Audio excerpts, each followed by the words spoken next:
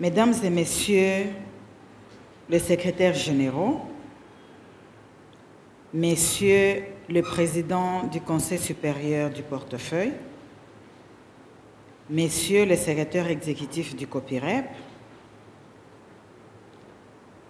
Messieurs le Président du Conseil d'administration, Mesdames et Messieurs les directeurs généraux des régies financières et des entreprises publiques invités,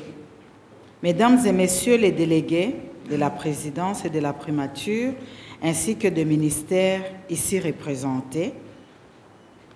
Mesdames et Messieurs les experts du ministère du portefeuille, Mesdames et Messieurs les représentants des régies financières, Mesdames et Messieurs les délégués des entreprises publiques, distingués invités, Mesdames et Messieurs à vos titres et qualités respectifs. C'est un grand plaisir que je vous accueille à nouveau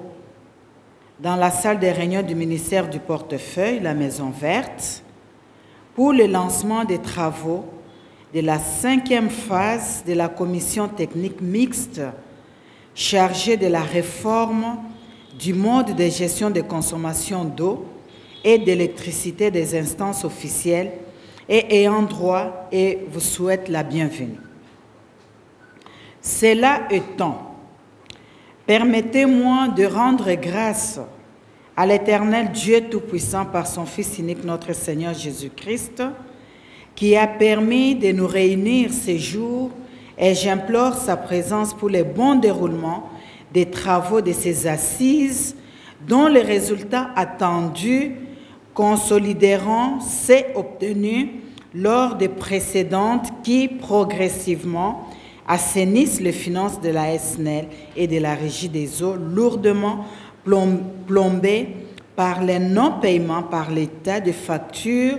de la consommation d'eau et d'électricité des instances officielles et ayant droit. Votre présence, particulièrement celle de mon collègue, ainsi que de celui des autres des entreprises, à cette cérémonie témoigne sans nul doute de l'intérêt que vous avez accordé à cette problématique. Nous savons et le vivons tous combien celle-ci est préoccupante pour le gouvernement de la République qui, sous le leadership clairvoyant de son Excellence Monsieur Jean-Michel Sama Lukonde d'une part, et sous l'impulsion de son Excellence Monsieur Félix Antoine Tshisekedi Tshilombo, président de la République, chef de l'État, en lui rendant mes hommages les plus déférents, d'autre part, a mis sur pied un ambitieux programme dont la démarche fondamentale vise la maximisation des recettes de nos deux sociétés en vue de leur performance. Ainsi, elles seront à mesure de combler l'énorme défi en eau et électricité de nos populations. Les travaux qui s'ouvrent aujourd'hui figurent parmi les principales actions de mon ministère de l'année en cours dans la mesure où les travaux de la 5e phase de la commission technique mixte chargée de la réforme du mode de gestion de consommation d'eau et d'électricité des instances officielles ayant droit seront élargis consécutivement à ma lettre référencée numéro 01732/ministre PF CSPKM/0/2023 du 25 octobre 2023 à d'autres entreprises publiques dont, à plusieurs égards, la situation actuelle s'est souvent avérée préoccupante. Je cite Kobil SA, Kadeco SA, Onatra SA, Sokimo, RVA, CVM, GECAMIN, SNCC, un établissement public, l'OCC. Ces travaux évalueront les niveaux d'exécution des recommandations des précédentes phases, dont ceux de la 4e phase qui avait été clôturée le 6 juillet 2022 par son Excellence Monsieur le Premier ministre, chef du gouvernement, et approfondiront l'examen de la problématique afin d'améliorer le résultat déjà obtenu et de formuler de nouvelles recommandations susceptibles de parfaire cette mission d'une grande importance pour notre pays. Sur ce, je déclare ouverte la 5e phase des travaux de la commission technique mixte chargée de la réforme du mode de gestion de consommation d'eau et d'électricité des instances officielles et en droit. Je vous remercie. Mesdames et Messieurs les experts du ministère du Portefeuille, Madame et Messieurs les représentants du ministère de la Stratégie financière, Madame et Messieurs les délégués.